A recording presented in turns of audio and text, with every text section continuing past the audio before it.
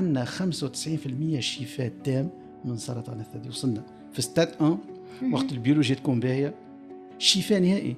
خاطر فما سؤال يقول لك انا نشفى ولا يقف برا، يستقر. لا، تشفى نهائي من سرطان الثدي. شنية أكثر الأسباب اللي تخلي النساء ما يحبوش يمشيوا يعملوا التقصي عن سرطان الثدي؟ هو الخوف. رد بالك، خاف من الحاجة اللي هي تخوف. بالحق تقصي عمره ما يخوف، بالضبط. بالعكس يمنعك. بالضبط. أما إذا ما تعملش تقصي هو لازمك تخاف منه. ذيك السيناريوهات المتقدمة اللي العلاج فيها يولي أثقل، يتعب أكثر، وحتى الآمال من الشفاء تنقص. امرأة كل 8 أو 10 نساء يعملوا سرطان الثدي في حياتهم. هو السرطان الأول عند المرأة. شنو هي العوامل المسببة للسرطان هذا؟ الرياضة هامة تجم تمنعنا وتقينا من حدوث عدة سرطانات منها سرطان الثدي. صورة الماموغرافيا من وقت إيش نبدأ نعملوها، وين نعملوها، كل قديش؟ تعمل بالباسيون من 25 سنة مرة في الشهر، لوتو بالباسيون. وأي حاجة تلاحظها لازم تمشي تعدي. استئصال الثدي يجم يضرب المرأة في أنوثتها والعائلة والرجل، ولكن سرطان الثدي يضرب المرأة في حياتها زادة. بين شهر 3 شهور بعد ما توقف على الشيميوثيرابي الشعر يرجع لطبيعته وخير من طبيعته. الأمل الأمل الأمل، لخاطر الأمل إلي بيرمي ممكن بالنسبة لسرطان الثدي. مبقاش إن فاتاليتي، مبقاش مرض خبيث. نحيو كلمة مرض خبيث. راهو اكتويلمون عندنا إمكانيات من التشخيص للعلاج للانفيرونمون الحمد لله في بلادنا موجود، والأمل جائز وأكثر من جائز. إلي ريال. ما تنساوش التقصي، ما تنساوش الكشف المبكر.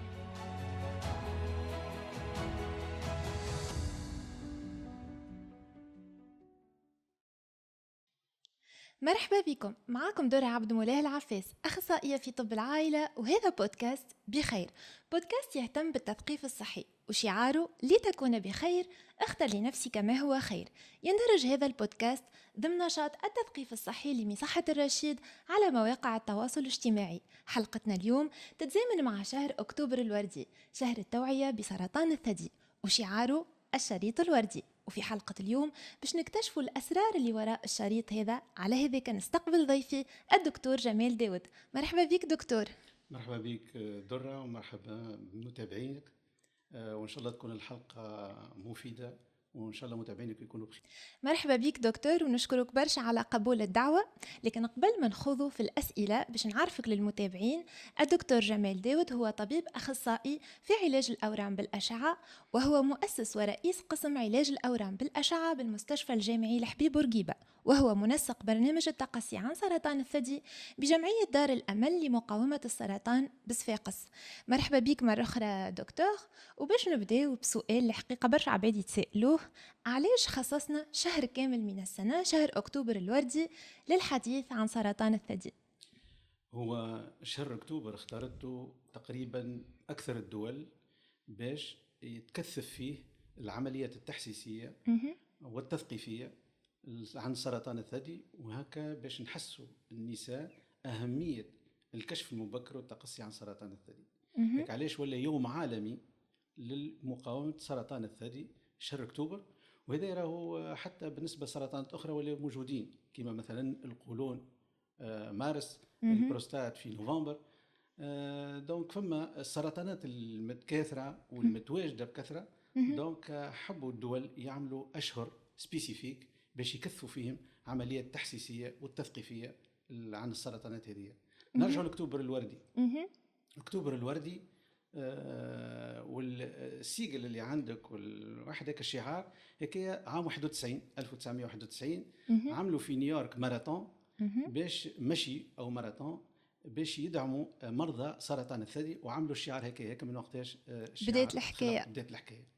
ومن وقتها ولات كل سنة شهر أكتوبر ولا فيه عمليات تحسيسية في جميع دول العالم ومنها تونس، ولينا نقوموا بعمليات تحسيسية. وحاجة هذه هامة، يحطوا النساء الكل والعائلات يفهموا أهمية التقصي والكشف المبكر عن هذا السرطان. لكن ما لازمناش نقفوا عن شهر أكتوبر برك، خاطر المقاومة السرطان الثدي خاصة لازم يكون على امتداد السنة، أو كالتكثيف والتحسيس يكون أكثر في شهر أكتوبر. واضح. دونك دكتور، اكيد اللي زاد وراء تخصيص شهر كامل ثم انتشار كبير كما قلت لنا انت انه السرطانات المنتشره هي اللي نخصصوا لها اشهر نهتموا بها، نكثفوا فيها الوعي، لكن اكيد الاهتمام بالصحه هو على كامل السنه. لكن حبينا نستغلوا المناسبه هذه دكتور باش نسالوك سرطان الثدي. احنا عندنا انطباع انه تقريبا لو كان تو نعملوا ميكرو تروتوار ونسالوا العباد، لعله كل شخص في عائلته ولا حتى مش في عائلته في محيطه القريب اسمع بامرأة اللي هي أصيبت بالسرطان هذا. هذا انطباع عنا احنا. شنو تقول الإحصائيات على انتشار سرطان الثدي في العالم وفي بلادنا على وجه الخصوص؟ هو انطباع مش غلط، صحيح. خاطر السرطان الثدي في العالم بل شيء قبل ما نوصل تونس تقريبا في أكثر دول العالم هو السرطان الأول عند المرأة. تقريبا كل عام فما 2.2 سرطان ثدي جديد في العالم. في تونس هو السرطان الأول عند المرأة. تقريبا على 10 سرطانات يتوجدوا عند المرأة 3 موجودين في الثدي. وحسب الإحصائيات متاعنا والبحوث تقريبا امرأة كل 8 أو 10 نساء يعملوا سرطان الثدي في حياتهم. في الوقت الحالي الإحصائيات متاعنا في تونس تقول تقريبا عندنا 4000 حالة جديدة سرطان الثدي كل سنة. دون هيك علاش سرطان معناها موجود متواجد بكثرة، والسرطان الأول عند المرأة التونسية كما في العالم. وهيك علاش فما شهر أكتوبر لازمنا نحسوا ونكثفوا العمليات التحسيسية والتوعوية بالنسبة للسرطان الثدي. واضح. أرقام الحقيقة معناها معتبرة جدا اللي نحكيو عليها. لكن خليني نكون صريحة معك دكتور داود، الخوض في موضوع الحديث عن سرطان الثدي أو أي سرطان من السرطانات هو موضوع صعيب وحساس بكل صدق. لكن أنا نحب نطمئن المستمعات اللي يسمعوا فينا اليوم وإلا حتى المستمعين، لأنه حتى الرجال عندهم دور كبير في الإحاطة وتشجيع المرأة على التقصي هذيا. نحب نقول اللي وراء الشريط الوردي هذا زاد ثم برشا أمل باش نحكيو عليه من بعد. صحيح هو أكثر سرطان انتشار، لكن ما وصلنا نحكيو عليه ونشجعه إلا ما فيه إمكانيات تقصي عالية، إلا ما فيه إمكانيات علاجية عالية جدا، وإلا وأنه الوقاية زاد منه عنا فيها برشا فرص. هذاك علاش عنا ما نعملوا فيه، واليوم هذاك علاش نحبوا نحكيو فيه.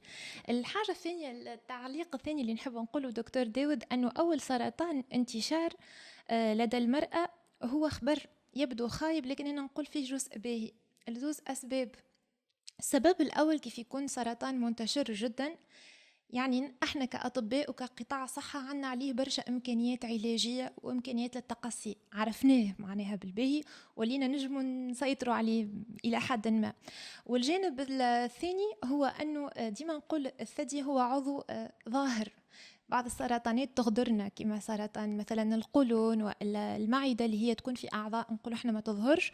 دونك السرطان الثدي الجانب هذايا أنه الثدي كعضو نجمو نشوفوه نجمو نراقبوه، هو جانب زاد باهي. دونك نبداو نعطيو الجوانب الإيجابية للموضوع هذايا وباش نفهموا بقية التفاصيل معك. به دكتور داود، السؤال اللي باش نتعداو له تو هو كيف نقولوا سرطان منتشر جدا، شنو هي العوامل المسببة للسرطان هذه، عوامل الاختطار اللي تنجم ترفع إمكانية الإصابة بسرطان الثدي؟ هو السرطان كما قلنا منتشر جدا، واللي قلته 100% صحيح. هو من أكثر سرطان صار فيه تطور من جميع النواحي، من النواحي العلاجية. دونك عندنا تطور كبير وتو نرجعوا له أكيد. والحاجة الثانية فما تطور كبير في عملية التشخيص، هذه الحاجة الثانية. والثالثة هي فما عملية التقصي والكشف المبكر وتو نرجعوا لها. معناها هو سرطان اللي يعطي أقل وفيات وفي أكثر نجاعة للشفاء. هذه معلومة هامة بالنسبة للمرأة باش ما تخافش تقول هذه عندنا 4000 في تونس أو برشا. لا، الحمد لله فما تطور كبير وحالات ولات في مراحل أولى اللي الشفاء منها تام، نوصلوا حتى 95-100%. هذه مساج هام للمرأة وللمتابعين متاعنا. أكيد. نرجعوا تو للعوامل. فما جلوبالمون زوز انواع متاع عوامل بالنسبه لسرطان الثدي. فما العامل اللي خارج عن نطاقنا وعن نطاق المراه ما نجموا نعملوا له حتى شيء، مثلا العوامل الجينيه والوراثيه.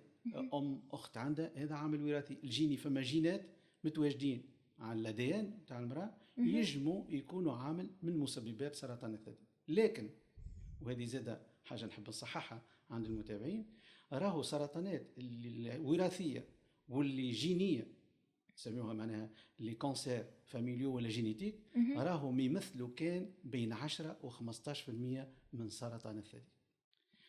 معناها برشا عباد يقول لك سرطان الثدي راهو سرطان جيني سرطان وراثي، لا مش صحيح. 10 الى 15% فقط من سرطانات الثدي هي سرطانات فيها وراثه فيها جينات. شنو معناها؟ معناها 85% ما عندهم حتى علاقه بالوراثه بالجينات، معناها نسميهم اعتباطيين سبوراديك. دونك سي دي كونسير يجيو سبوراديكمون. هذا العامل الاولاني. العامل الثاني والمهم بالنسبه للمراه سي الهرموني. الهرموني نعرفوا اللي السن مبكره في الغسله، انا السن مبكره انطلاق الدوره الشهريه قبل 12 سنه، قبل 10 ولا 12 سنه، هيك من العوامل المسببه لزياده الاختطار سرطان الثدي. والا انتهاء العاده الشهريه في عمر متقدم فوق ال 55 سنه تقريبا. العامل الثالث هو ان امراه الله غالب هذا كونسير يجي عند المراه. السؤال تقول ما يجيش عند الرجل؟ يجي، اما راهو على 100 ورم ثدي ولا كونسير بلوتو ثدي 99 مش يكون عند المراه، واحد برك عند الرجل. دونك لو فات ان هي امراه هي معرضه باش يصير لها سرطان الثدي. واضح. يصاب سرطان الثدي. واضح. الحاجه الثانيه العمر. على قد ما تقدم في العمر على قد ما تكون امكانيه اصابه السرطان تكون اكثر. نعرفوا لي سرطان الثدي يتواجد عند النساء من 45 سنه فما فوق، خاصه مش معناها اقل 45 ما ثمش حالات قليله برشا، لكن الفريكونس والانسيدونس وكثره الاحتمال الاصابه بسرطان الثدي تكبر مع العمر، وخاصه البيك احنا عندنا نقولوا البيك بين 50 و 60 سنه. هيك علاش ردوا بالنا ما نقولوش النساء اللي عمرهم فوق 60 سيء ما هو كبروا سيء زايد مابقاش نمشيو نعملوا التقصي والكشف وتترى. لا، فوق 60 هام جدا ان المراه تنتبه على روحها وتكون تقوم بعمليه التقصي والكشف المبكر.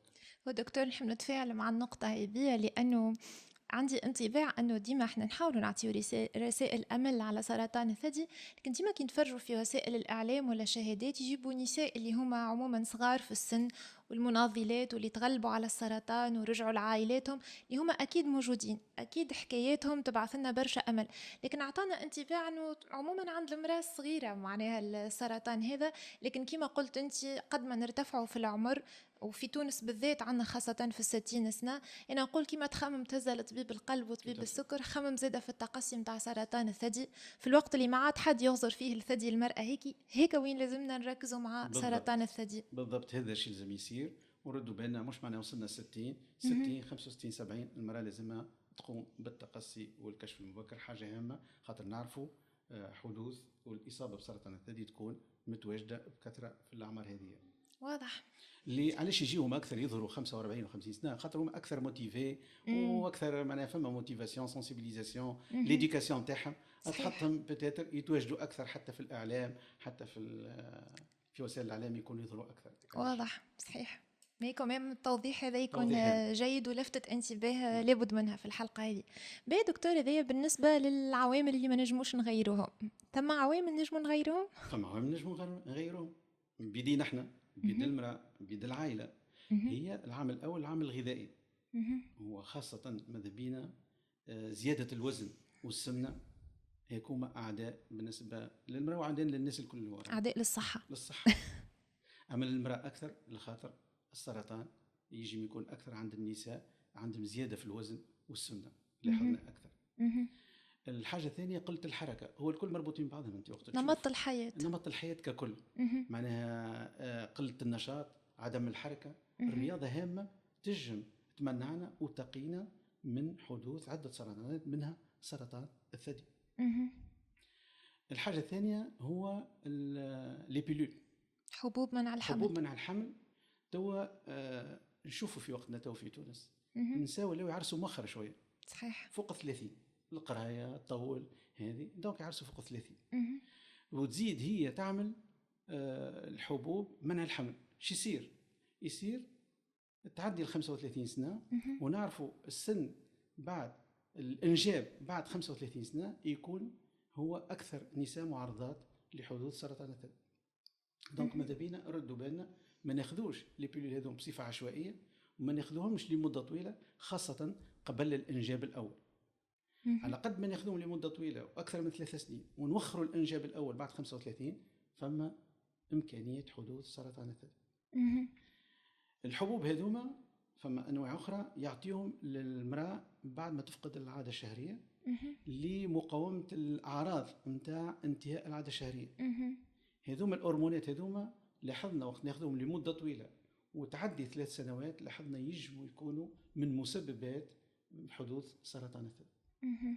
دونك هذم تقريبا العوامل اللي هما بيد المرأة تجم تنتبه منهم، كما قلنا البيلول، كما قلنا السمنة، الرياضة. دونك نمط الحياة لازم يكون متوازن، لازم يكون فيه أنا نقول انتليجنس، لازم نردوا بالنا خاطر صحتنا ما تتشراش بالفلوس، الصحة هي المكسب، هي الكنز متاع الإنسان. صحيح، والوقاية ديما خير من العلاج مهما كانت جودة العلاج. نحب نرجع بيك دكتور للحياة الإنجابية للمرأة، ولهنا ثم سؤال جانا وهي فكرة شائعة سمعنا بها أنه الرضاعة تنجم تحمينا من سرطان الثدي، ما مدى صحة القول هذا؟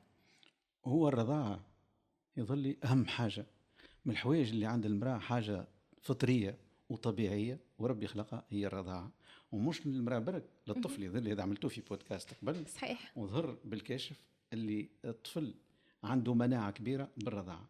نفس المناعة مش تكون بالنسبة للمرأة وللثدي متاعها، لكن يلزم رضاعة خاطر تو نشوفوا النساء 2-3 وسي ترجع تخدم ونوقفوا الرضاعة وسي حكت الحليب واحنا سيء هيك مش باهي. دونك الرضاعة ماذا بينا تكون أقل شيء 6 أشهر، 6 إلى سنة، حاجة تكون باهية للطفل وللثدي متاعها. وفما أبحاث عديدة ظهرت أهمية الرضاعة وسيرتو مدة الرضاعة الطويلة لتوقي من حدوث لحماية من حدوث سرطان الثدي. صحيح، معلومة صحيحة. كل مرة نكتشفوا جانب آخر إيجابي. لكن لهنا دكتور أنا نحب لما حين سمعت على الأقل في عائلتي 3 مرات الجملة هذه، في نفس الوقت صحيح أنه الرضاعة تحمي من سرطان الثدي، لكن ما تقولش زادة مرأة جابت 5 صغار أنا رضعت أنا منيش باش يجيني سرطان الثدي، وتقولك لا باس أنا جبت الصغار ورضعت دونك ما نعملش التقصي. دونك احنا نخدموا على عوامل الوقاية، لكن ديما التقصي يقع ديما حاجة مفروضة لأي امرأة. ثم جانب آخر دكتور زادة في العامل العائلي، مثلا تجم امرأة تقولك أنا ما عنديش في العائلة يعني أنا لاباس، وثم نساء يمشيوا في الخوف المفرط أنا عندي في العائلة دونك أنا مهدى به جدا. دونك ديما احنا نعطيو العوامل لكن هي متداخلة ببعضها، ونردوا بالنا وسيرتو ناخذوا بالأسباب في العوامل اللي نجموا نسيطروا عليها أكثر. ويبقى التقصي واجب على كل امرأة مهما كانت العوامل اللي عندها من العوامل اللي ذكرناهم. قالت ما عنديش شكون في العائلة، وإحنا قلنا 10-15% برك حكاية العائلة. 85% ما عندهم حتى علاقة بالعائلة ولا بالجينات. دونك السرطان الثدي أكثرها راهي اعتباطية سبوراديك، مش خاطر فما شكون في العائلة مرض أخت خلت، لا ما عنده حتى علاقة. وبالنسبة كما قلت أنت اللي تستعمل في الريجيم متاعها والنظام الغذائي واللي ترضع بالباهي، هذوما الكل نسميهم وقاية أولية وعوامل تحفز وتعين باش أقل حدوث سرطان الثدي، لكن ما تمنعوش 100%. هيك علاش تو نجيو بعد التقصي والكشف المبكر حاجة لازمة كل سوا مهما عملت المرأة من نظام من واحد، أما هي مش تقلل النسبة حدوث سرطان الثدي، هي كلها احتمالات، كل احتمالات بالضبط.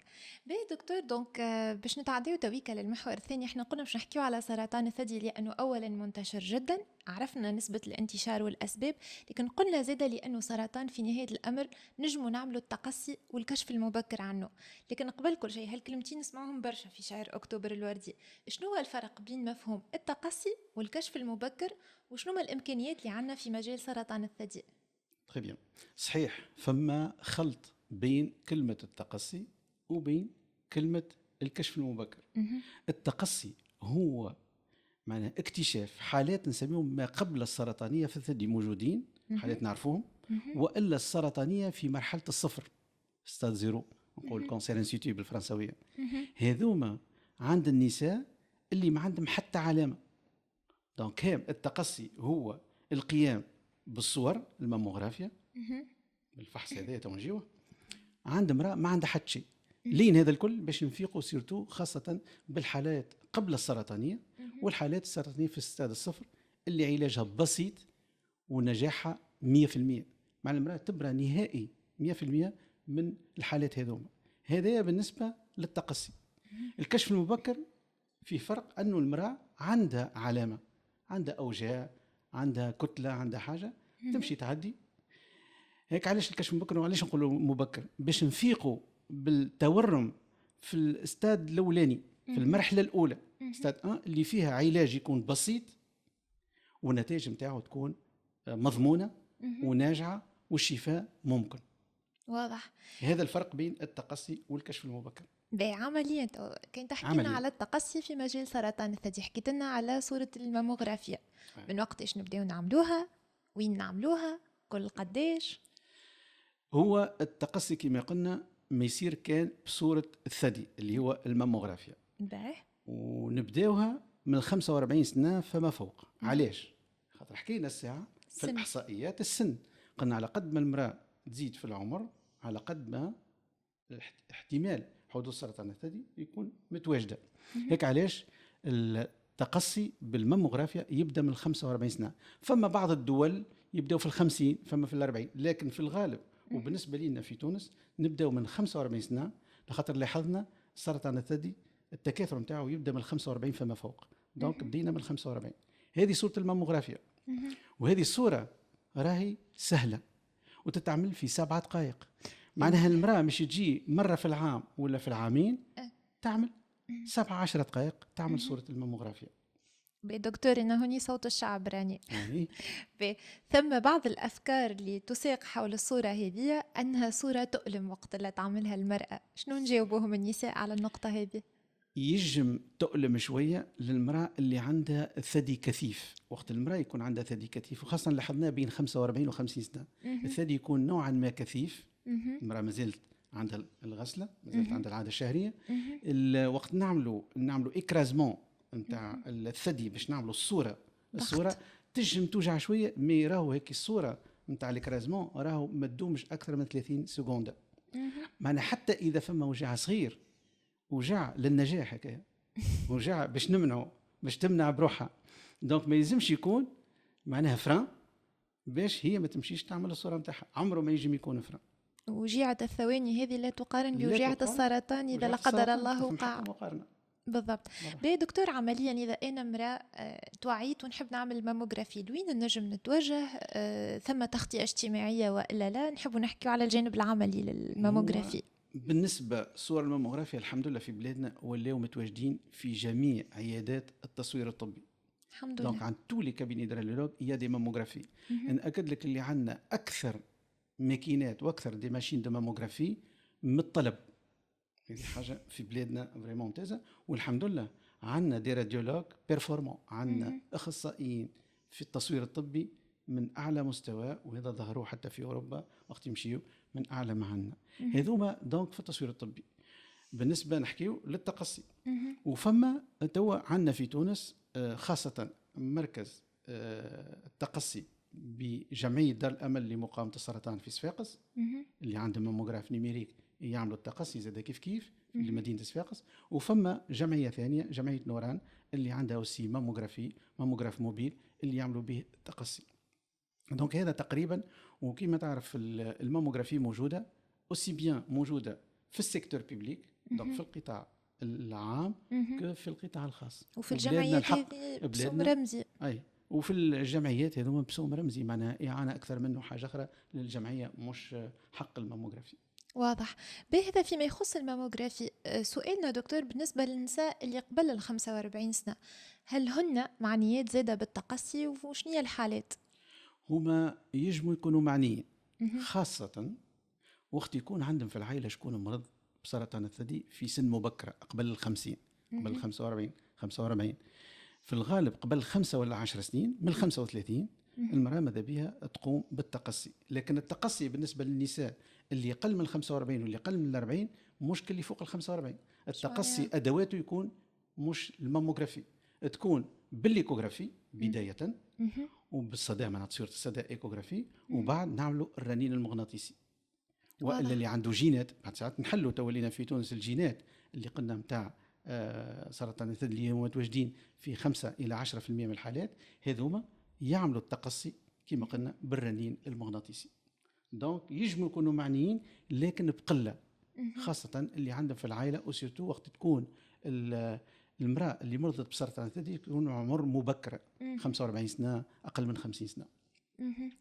بي دكتور، كان تحكي لنا على الوضعيه في تونس، التقصي هذا، نسب التقصي في تونس لسرطان الثدي هل هي نسب باهيه والا لا، في ظل تواجد كل هالمؤسسات والخبرات اللي حكيت لنا عليها؟ هو التقصي في تونس مازال ما هواش بروجرام ناسيونال، ما هواش برنامج وطني قائمة به وزارة الصحة. إن شاء الله في السنين القادمة يولي برنامج وطني على مستوى كل ولايات كل بلاد تونسية، وهذه حاجة مهمة. لكن هذا يتطلب برشا إمكانيات مادية، إمكانيات متاع عباد، وسيرتو إمكانيات معناها لوجستية بين المراكز التقصي ومراكز البريزون شارج. لازم يكون فما معناها سلسلة كاملة باش نجموا ننجحوا البرنامج هذايا التقصي على المستوى الوطني. لكن فما برامج كما قلنا، زوز برامج خاصة تاع جمعية دار الأمل لمقاومة السرطان بصفاقس اللي هي بدات البرنامج هذا من 2004. وهوني نجاوب على سؤالك كيفاش كانت البارتيسيباسيون، كيفاش كانت العباد كيفاش تقبلوا البرنامج هذا. على الأول تقبلوا بخوف، العباد ما يجيوش. عندنا ماموغراف حاضر في مدينة صفاقس، يجيونا تقريبا البارتيسيباسيون 7%. عندنا تقريبا 70,000 امرأة اللي يجموا يعملوا التقصي اللي عمرهم فوق 45 سنة في مدينة صفاقس.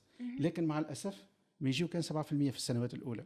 وبشوية بشوية بالتحسيس بالتثقيف لي ريزو سوسيو بعد 2010 2011 الإذاعات، دونك هذوما وقع تحسيس وفهموا. والنساء اللي يجيو ولا هم بيدهم الفيكول لانفورماسيون. النساء اللي يجي جيت انا عملت تصويرتي وطلعت لاباس، انا عملت تصويرتي، تولي تجيب جارتها تجيب اختها.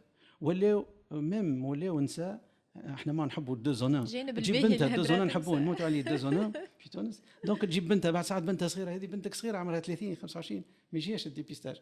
انا بالنسبه لي المتلمه ولاو موتيفي بول الديبيستاج ولاو يجيو. البارتيسيباسيون تو 2024 وصلت ل 45%، كنا 7%. معناها نعملوا تقريبا في جمعية دار الأمل بين 4500 إلى 5000 ماموغرافي بارون. يعني هذا رقم مهم ورقم هام. تقريبا اوني ان ساتوراسيون بالنسبة لجمعية دار الأمل. بيان سور كما قلت لك فما جمعية نوران اللي عندها ماموغراف موبيل تتحول به للولايات باش تعمل زادة صور ماموغرافيا سيرتو للنساء اللي يسكنوا بعاد في مناطق بعيدة. دونك نسبة التقصي عن سرطان الثدي في 2004 كانت 7%. في نحكي لك مدينة صفاقس توا 45%. لكن أنا يظهر لي أكثر. علاش؟ خاطر فما شكون يجي جمعية دار الأمل لكن في نساء تقول لك أنا باش نمشي نعمل تيست نتاعي في كابيني راديولوجي.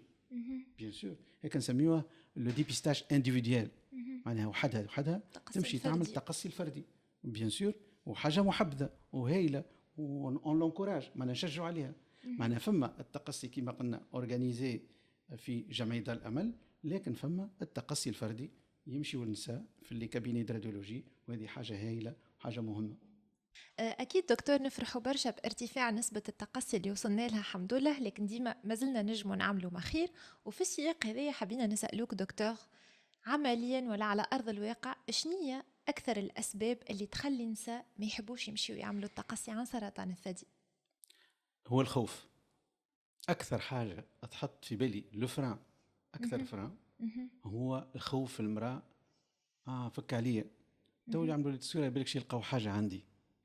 هو مش فاهمه اللي اذا فما حاجه ما عندها وين تمشي، جايه الحاجه هيك تجمشي مش تمشي على روحها. اذا الحاجه موجوده راهي ما عندها وين ماشيه، راهي مش تجي. لكن وقت تجي مش تكون في مرحله نوعا ما متقدمه، مش في المرحله الاولى.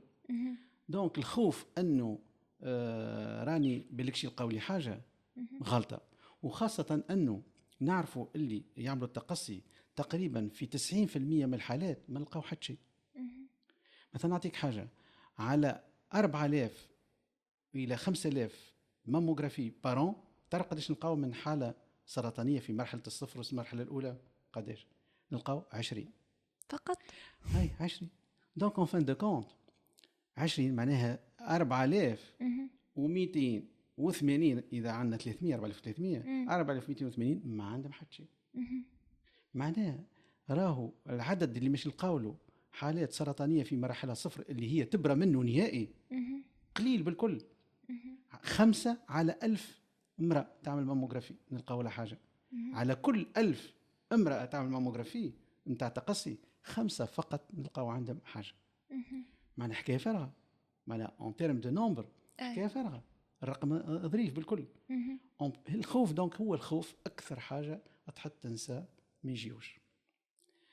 الحاجه الثانيه فما بعد ساعات هكا ينساو رواحهم من النساء، ينساو رواحهم في الصغار او العائله او واحد تلقاه نسميه احنا نيغليجونس ونمط الحياه وريتم تاع الحياه يحط النساء هي فك عليا انا عندي ما نعمل تو نمشي خلي مره اخرى خلي مره اخرى.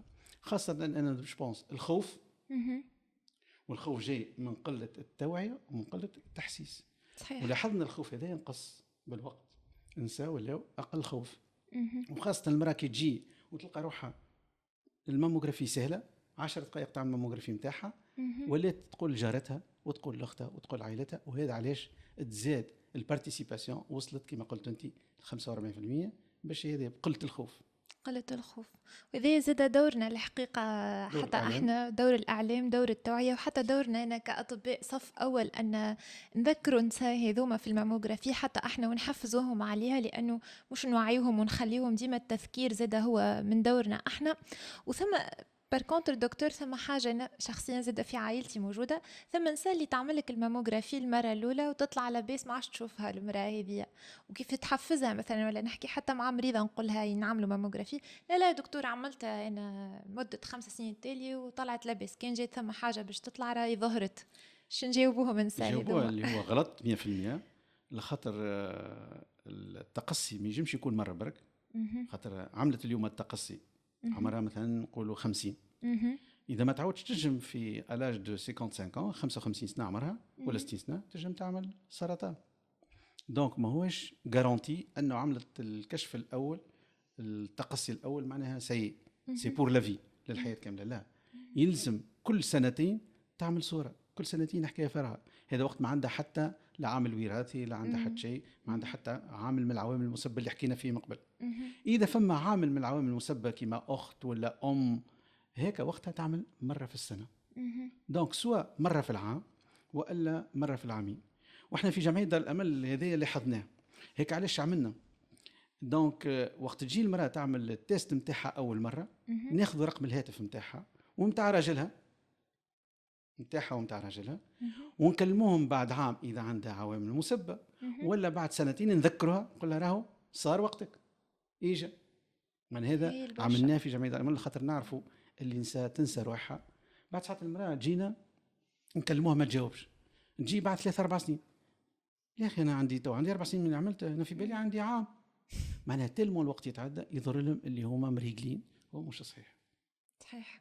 دونك عمل ينساو ويقول لك انا عملت اول مره لاباس. وهذا نحاولوا نذكروهم، وهذه فرصه حاجه سؤال باهي ممتاز. راهو لازمنا كل سنتين نقوموا بالتقصي اذا ما عندناش عوامل. اذا عندنا عامل بيان سور نعملوا مره في السنه. يعطيكم الصحة على البادرة هذه، لأنه نعرفوا في الدول الأخرى ثم برامج وطنية هي لكل عامين تبعث جواب للمرأة في دارها تذكرها. دونك هذه مجهودات بالحق لازمها تثمن، خاطر كما قلت احنا المرأة عنا تختص في عائلتها ودارها وصغارها، وآخر إنسانة تتلهى بها هي روحها. والخوف زاد يقعد هو معناها إحساس مشروع، ولكن لازمنا نحتويه ونفسروه. معناها الإنسان عدو ما يجهل. يعني ساعات كي تعرف اللي هي المسألة قديش بالعكس فيها نفع ليلها، قديش المرأة تتشجع وهيك الخوف يتحول لترجمة أخرى. لأنه نقولها إذا كانك تخاف من حقك، أما خاف من السيناريوهات اللي تخوف بالحق. ذيك السيناريوهات المتقدمة اللي العلاج فيها يولي أثقل يتعب أكثر وحتى الآمال من الشفاء تنقص. واللي تخاف تقولك شكون داري وصغاري وكون نقولها لا توا ترجع، توا كي تعمل الكشف تنجم ترجع لدارك وصغارك، لكن في مراحل أخرى الآمال العلاجية تنقص. للتثقيف هذا سبوت يجيكم به اللي قلته تو نجموا نعملوه في سبوت هام لتحسيس المرأة. رد بالك خاف من الحاجة اللي هي تخوف بالحق. تقصي عمره ما يخوف بالعكس يمنعك. أما إذا ما تعملش تقصي هو لازمك تخاف منه. ونقول لهم زاده لي باسيونت، نقول لهم ما اتعس من احساس الخوف كان احساس الندم. احساس الندم بالضبط. حتى هذه كيف معلومه هامه، لانك وقتها tu vas subir que agir. ديما بكري عندنا برشا ما نقدموا وما نضيفوا. باهي دونك هذايا بالنسبه للتقصي. ان شاء الله نزيدوا نقدموا في الارقام هذه. ومره اخرى نشكركم على مجهوداتكم في جمعيه دار الامل. باش نتعديو توا على للكشف المبكر. فهمنا فكره الكشف المبكر هو ان نمشي ونعديو في مرحله مبكره لكن بعد ظهور اعراض. بالنسبه لسرطان الثدي كيفاش يتم الكشف المبكر؟ هو سرطان الكشف المبكر هو بالفحص، الفحص السريري عند الطبيب ولا عند القابلة ولا عند طبيب النساء. دونك نورمالمون كل امرأة بعد 25 سنة ماذا بيها مرة في السنة تقوم بفحص ثدي. وحتى نرجع لطبة الصف الأول يحاولوا حتى وقت امرأة تجي مع عمرها 30 35 تجي بونجين ولا حاجة، راهو ما فيها باس تكون هي مريضة تتبع عندها pendant des années، راهو ما فيها باس. وانا نشوف حاجة هامة بالعكس ملاحظة مهمة باش المرأة تقول لها نفحص الثدي نتاعك، تعمل لها البروفيت مرة في السنة هو كافي. هات بروفيت نعمل لك ليكزامان كلينيك ديسا. سي فري مش نتائجه كيما التقصي مهم، خاطر نجموا نمنعوا المرأة إذا نلقاو عندها كتلة صغيرة معناها كيما قلنا علاجها بسيط يكون. وهذه صار فيها بحث معناها علاش طبة الصف الأول ما يقوموش بالعملية هذه. فما أنا حسب رأيي زوج جوانب. الجانب الأول هو أنه عندهم اكتظاظ كبير صحيح، خاصة في المستوصفات اكتظاظ كبير. يقول لك أنا نيجا عندي 30 40 مش سهل. واللي عنده أقل، وهذه صارت بحث في أوروبا كريمة مش هوني في تونس، وقت سهلنا الطب قالوا والله أنا توهية جايتني على فمها وعلى أنجين، نجي نقول لها تعطيني نشوف الثدي نتاعك ونعمل لك فحص، نجي كيف اللي ديبلاسي كيفاش أول بطريقة. البحث ايش عملوا فيه؟ سهلوا الطب، عملوا ايشانتيون سهلوا الطب، يلقاو 70% من الطب قالوا لا والله نحشموا ماشي نقولوا للمراه كيفاش هات نشوف لك ثدي وهي جايه على حاجه اخرى انجين ولا اي حاجه. سهلوا ايشانتيون تاع نساء، قالوا لهم بالله لو كان حال طبيبكم يقول لكم نفحصوا لكم الثدي 80% قالوا شخص ماذا بينا. دونك اون فان دو كونت هي يظهر لي حاجه مغلوطه عند الطبيب هو اللي خاف مش المراه اون فان كونت. هيك علاش هامه المعلومه هذه، راهو هام ان الطبيب الصف الاول عنده دور كبير صحيح في الكشف المبكر. في الكشف المبكر عنده دور كبير. بيان سور المراه زاد كيف وحده تعمل سكون ابيل لوتوبالباسيون من 25 سنه، تعمل لوتوبالباسيون الثدي نتاعها سهل تعلمه مش صعيب، حتى موجود حتى في لي ريزو سوسيو، ما في محوايج زاد باهي لي ريزو سوسيو. دونك تشوف لي ريزو سوسيو كيفاش تصير البالباسيون، موجود في اليوتيوب كيفاش يصير بالباسيون، وتعمل بالباسيون من 25 سنه مره في الشهر تختار. وبالنسبه اللي عند الغسله ماذا بيها تعملها بعد ما توفى العاده الشهريه، تكون الثدي ارطب وخير، الفحص نتاعو يكون احسن. وبالنسبه للمراه اللي تعدات العاده الشهريه معناها وفات العاده الشهريه، تختار نهار الاول من كل شهر باش ما تغلطش. كل نهار الاول في الشهر تمشي تفحص روحها قدام مرآة، فما معناها توت اون بروسيدور كيفاش تصير لوتو بالباسيون. واي حاجه تلاحظها لازم تمشي تعدي، اي حاجه تلاحظها ده نورمال، اي حاجه في الشكل في الحجم في الاحمرار في اي حاجه تلاحظها مش طبيعيه كالعاده لازم تمشي للطبيب المباشر باش يشوفها. دكتور انك العاده صوت الشعب مره اخرى. بالنسبه للفحص الذاتي للثدي اللي احنا ديما نشجعوا عليه ونتمناه يولي عاده من العادات متاع كل امراه، لكن لهنا ثم كلمه ديما نسمعوها تقول لك انا عملت الفحص الذاتي للثدي ولقيت عندي حاجه. المراه تخاف تترعب وتقول لك سيء انا عندي سرطان. شنو نجموا نجاوبوا النساء هذوما؟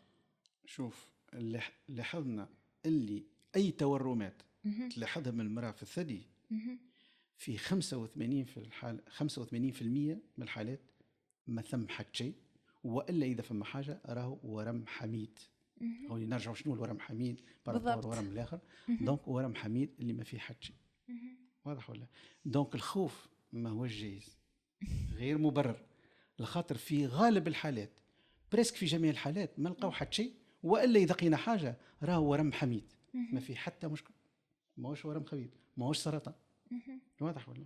هذايا دكتور اللي يعبروا عليه سورتو معناها احنا النساء الشابات نقولوا احنا تقول لك عندي دي كيست في صدري، معناها هذم هما الاورام الحميده اللي تحكي لنا عليهم. صحيح. الورم الحميد هو ورم متواجد خاصه عند النساء الصغار بين 20 و40 سنه، بين 20 و 35 سنه. هما شنو هما؟ نوعين اسونسيلمون، فما نوعين زيد باش ندخلوا في لي ديتاي. نوعين هو شنو هما؟ معناها فما تسارع في الخلايا نتاع الثدي، معناها ينقسموا ويكثروا، تكاثر تاع خلايا الثدي، يكونوا كتله احنا نسميوها بالدارجه كعبوره، كركوبه، دونك كرفوسه. دونك هذوما يتسموا هكا. المراه حست بحاجه تحت يدها. هذوما في الغالب عند النساء الصغار هذوما يتشافوا من الهرمونات، من العامل الهرموني نتاع الثدي، خاطر هي تحت الضغط الهرموني الثدي نتاعها.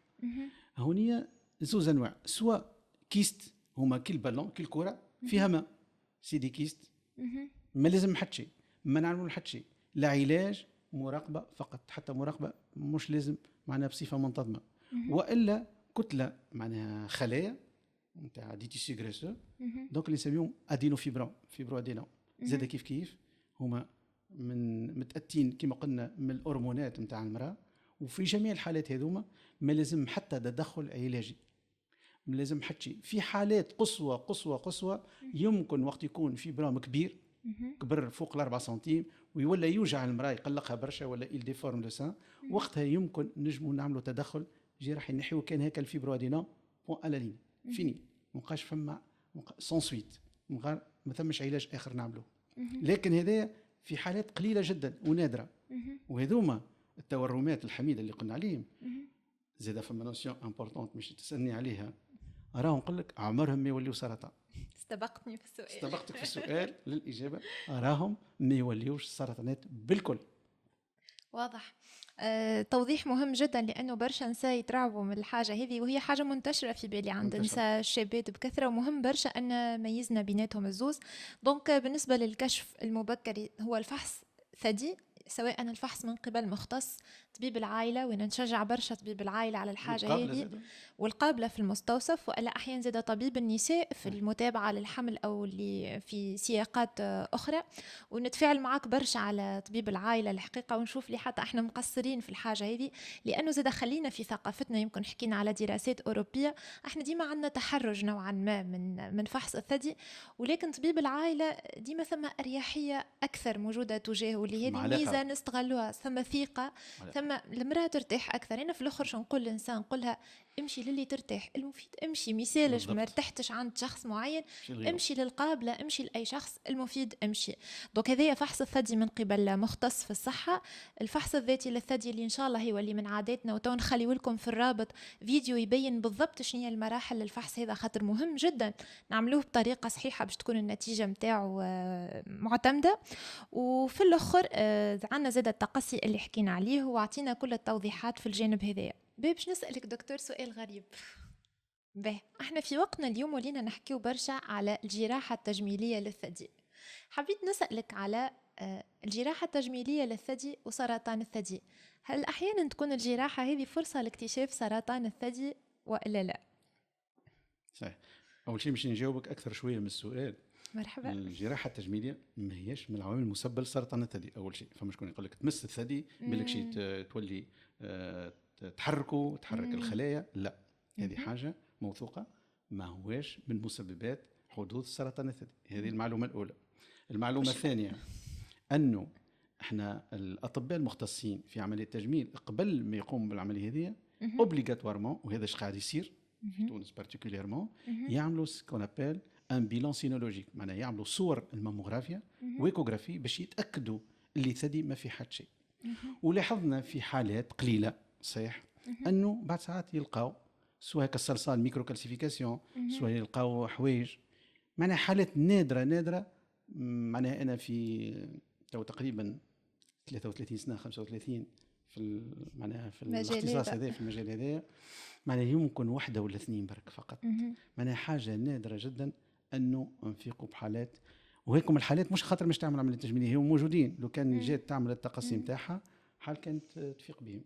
أما هي كانت فرصة سورتو للنساء الصغار، خاطر هما اللي يعملوا تجميل، سورتو النساء الصغار اللي بين تخيل 25 و40 سنة، في بالي بعد ال40 قليله اللي تعمل عمليه تجميل، ما نعرفش يمكن فما، اما اللي نعرف في العمر هذا سي فري ما يصيرش التقصي كما قلنا، لكن مالغري سا نعملوا البيلون ايكوغرافي ماموغرافي، خاطر بعد ساعات فما الصلصال اللي نسميوها كونسير انسيتو يجي يكون نثقوا به ويقع استئصاله تنحيته وعلاجه سهل. وهذا ما يمنعناش بيان سور حتى وقت نلقاوه بعد ما نكملوا العلاج ما يمنعناش باش نقوموا بالعمليه التجميليه. واضح. دونك وهي تبقى زاده معنيه بالتقصي كما النساء الاخريات اللي طبيعي وقت توصل لعمرها 45 سنه حتى تكون عملت هي ان بلان ولا عملت عمليه تجميليه مش تقوم بالتقصي نتاعها بنفس الكيفيه. واضح. مهم جدا. نتمنى زاده دكتور بقدر ما نهتموا بجمال الثدي نهتموا بصحة الثدي، معناها ما يقلش أهمية الحقيقة. وأنا مؤخرا زدت لقيت تكوين في طب الشيخوخة وحتى أطباء الشيخوخة يقولون نرجع للفحص اللي حكينا عليه الساعة أنه المرأة المسنة لازم يدخل في عاداتنا الفحص متاع الثدي متاعها ويأكدونا على الحاجة هذه، خاصة كما قلت لنا أنه عندنا بيك في 60 سنة، وراي الجراحة التجميلية للثدي موجودة حتى في أعمار متقدمة أكثر، بالعكس لما النساء يحبوا يسترجعوا الشباب. حاجة باهية ومشروعة، لكن بقدر ما نهتموا بالجمال نهتموا بالصحة إن شاء الله. باهي دكتور، باش نتعداو للمحور الثالث من حلقتنا اللي احنا قلنا باش نحكيو على سرطان الثدي، لأنه سرطان يمكن تشخيصه. شنو هي وسائل تشخيص السرطان هذا؟ سرطان الثدي كما قلنا أول شيء لازمنا نفهموا حاجة اللي مقاش حاجة تخوف، نسميوها مرض خبيث، وانا تقلقني كلمة خبيث لخاطر الامكانيات المتوفرة اليوم واللي تطورت في 20 سنة التالية كيفية رهيبة، اللي ولا نسميه مرض مزمن فقط واللي البريان منه والشفاء حاجة صحيحة ريال، سيتين غيريزون ريال. دونك هيك علاش الخوف لازمنا يتنحى. اسمه مرض خبيث بتاتا لازمنا الكلمة نعودوا نسبوها ونعطيه كلمة أخرى لسرطان الثدي. نرجع للسؤال شنو الإمكانيات التشخيص في الوقت الحالي؟ تطورت بكيفية كبيرة، هو من أكثر التطور اللي صار بالنسبة للتشخيص وبالنسبة للعلاجات وتوجيههم هو سرطان الثدي. على قد ما هو متكاثر على قد ما صار تطور كبير في التشخيص متاعه وفي البريزون شارج نتاعو في العلاج نتاعو. بالنسبه للتشخيص، التشخيص كما قلنا فيه مراحل لازمنا نتبعوها. المرحله الاولى هو الفحص الطبيب المختص. 2 الصوره الماموغرافيا، ونجموا نكملوها وقت التشخيص وقت مش نلقاو حاجه سواء بالصدى ايكوغرافي سواء بالليرام في حالات معينه. وبعد ينفوا حسينا اللي فما حاجه احنا وقتها مش نعملوا سكونابيل العينه، وما ادراك ما العينه اللي يخافوا منها برشا عباد، لا بيوبسي، وهذه يقوم بها لو راديولوج. تو مابقاش نعملوا هيك في البلوك اوبيراتوار نحيو ونعملوا عينه، لا العينه ولات تطورت من مده تقريبا 15 20 سنه باللي فين ايغوي صغيره نحيو عينه ونحللوها عند لاناتوباثولوجيست على الميكروسكوب. دونك هذه العينه هي اللي مش تقول لنا راهو فما سرطان في الثدي. هذا ديما مازلنا في التشخيص. دونك سرطان الثدي عرفناه موجود، لازمنا سكونابيل نعملوا تشخيص للجسم كامل، مسح للجسم كامل، سكونابيل لو بيلون ديكستنسيون، مسح كامل. دونك صور معناها سكانير اي ار ام سنتيغرافي طب نووي، هذا الكل نعملوه باش نعرفوا شلين هذا نعملوه باش نعرفوا احنا ما هي مرحله موجودين فيها، مرحله اولى ثانيه ثالثه رابعه.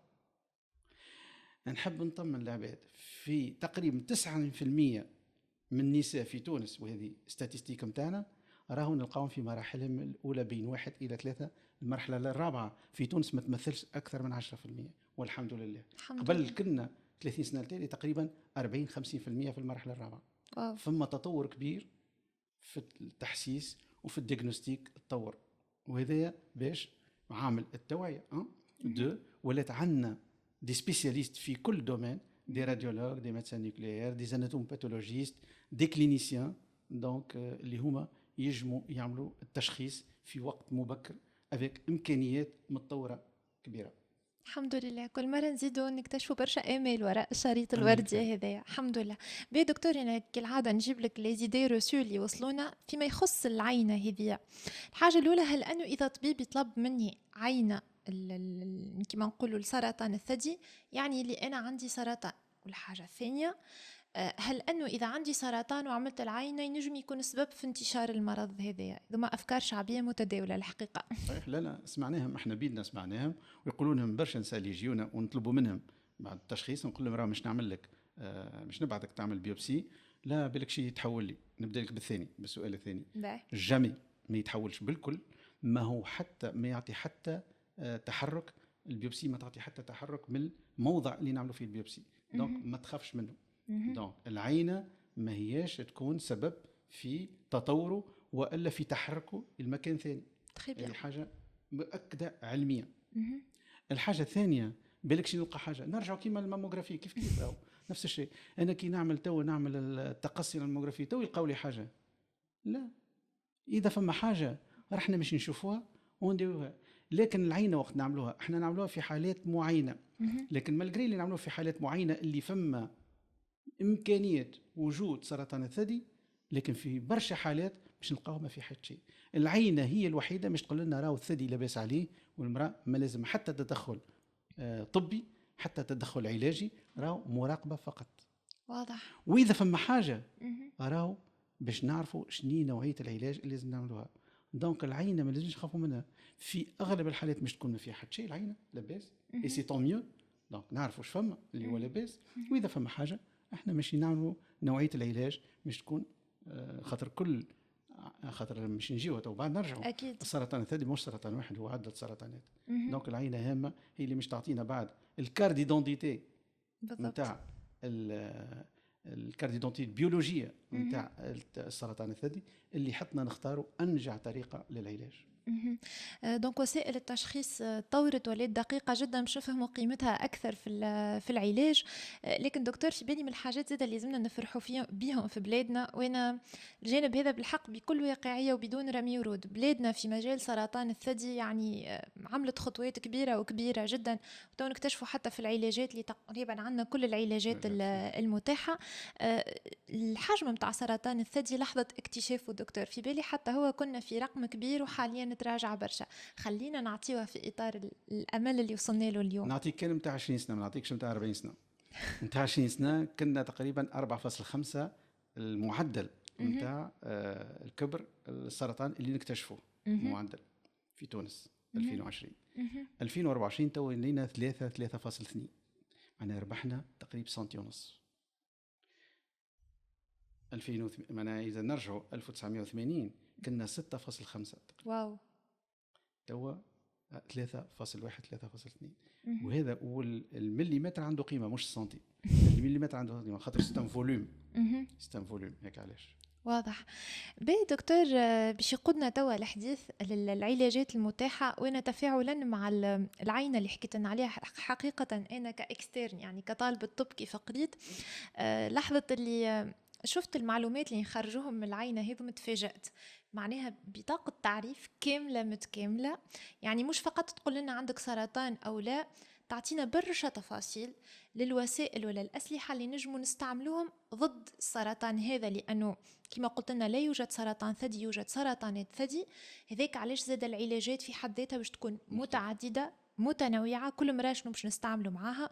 وهذا اللي باش يقودنا باش نحكيو تويكا على العلاج اللي هي رحلة علاجية الحقيقة كاملة خاصة بكل امرأة. أعطينا دكتور أهم العلاجات المتاحة حاليا لسرطان الثدي. هو العلاجات المتواجدين كما قلنا ماشي نحددوهم ديما في اجتماع طبي مختص، نتلمدوا المختصين الكل في الجراحة، في الكيميائي، في الأشعة، 3 وبعد ساعات لي راديولوج معانا ولي زاناتوم باتولوجيست، نتلمدوا في نسميه اجتماع طبي باش نختاروا أنجع طريقة.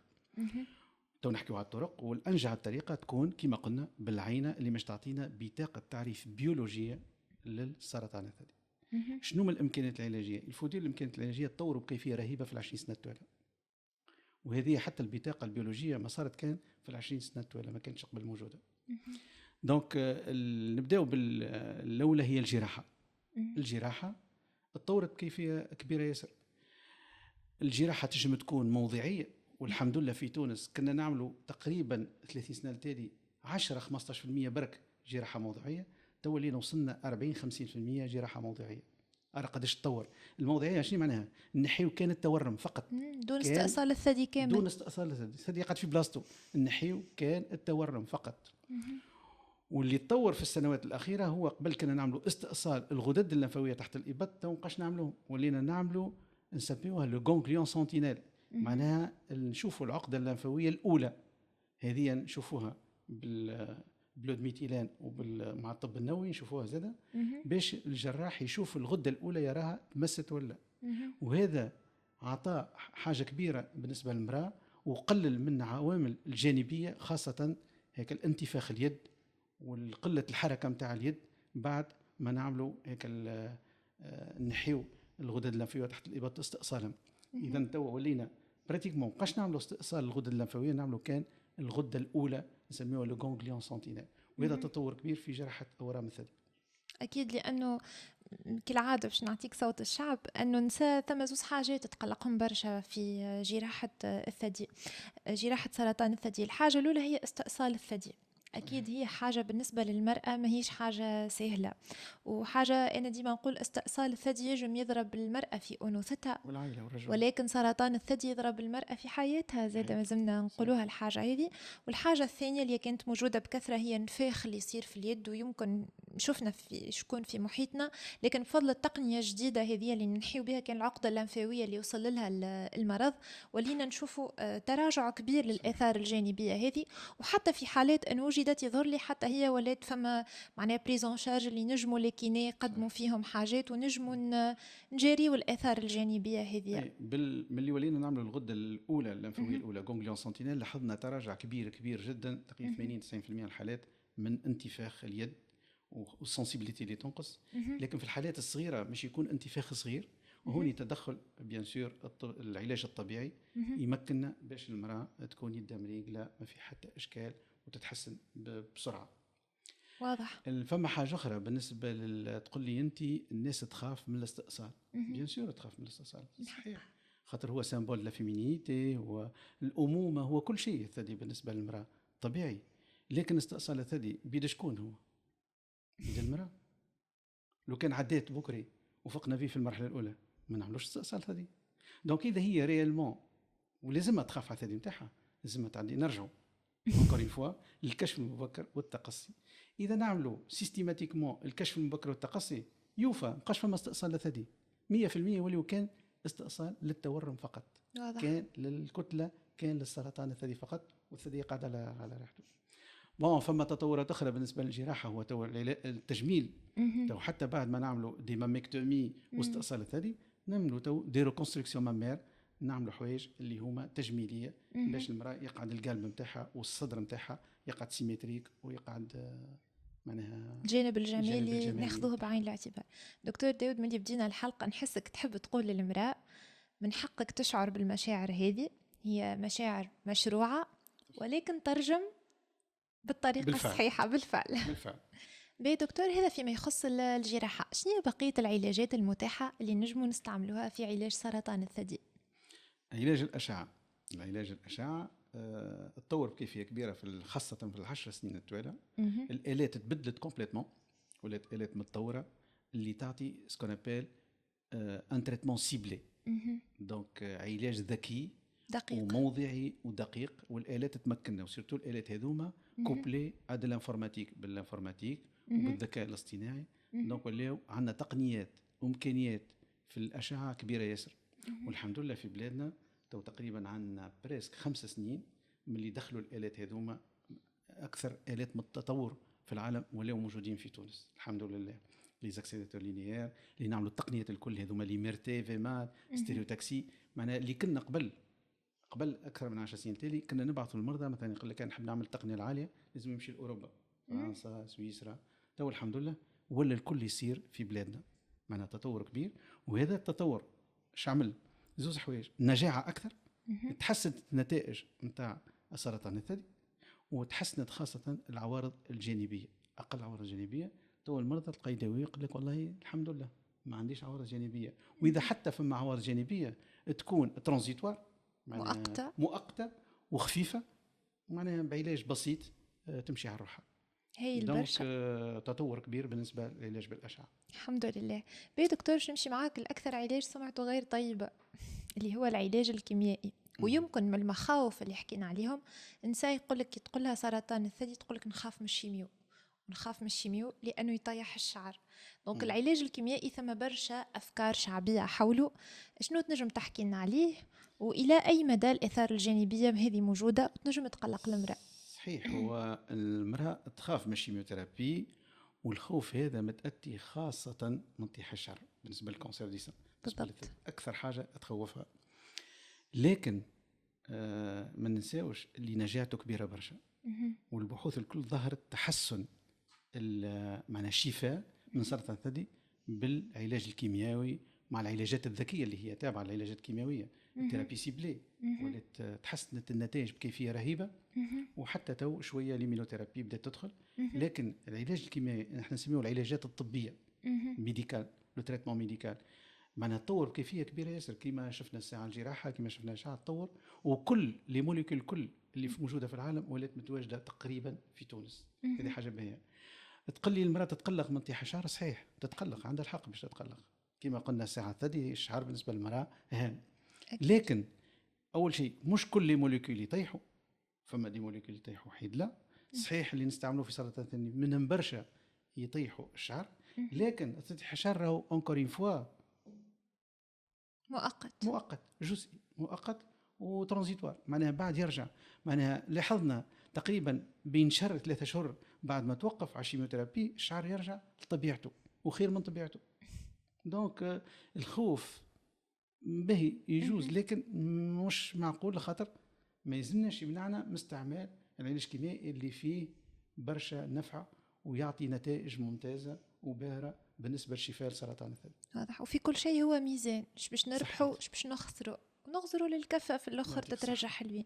لكن دكتور زاد صوت النساء نكمل ننقله، ثم خوف آخر للمرأة اللي هو كما نقولوا يضربها زاد في أنوثتها، مش فقط الشعر، هي القدرة الإنجابية للمرأة. وتقول أنا كان باش نعمل كيميائي اسكو ما زلت النجم نكون قادرة أني نجيب صغار وإلا لا؟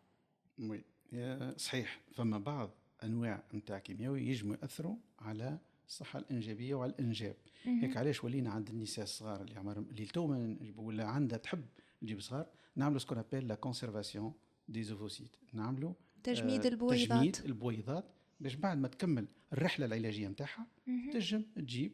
وعندنا مرضى من النوعية هذه اللي أنجبوا أصغار بعد ما كملوا الرحلة العلاجية نتاعهم.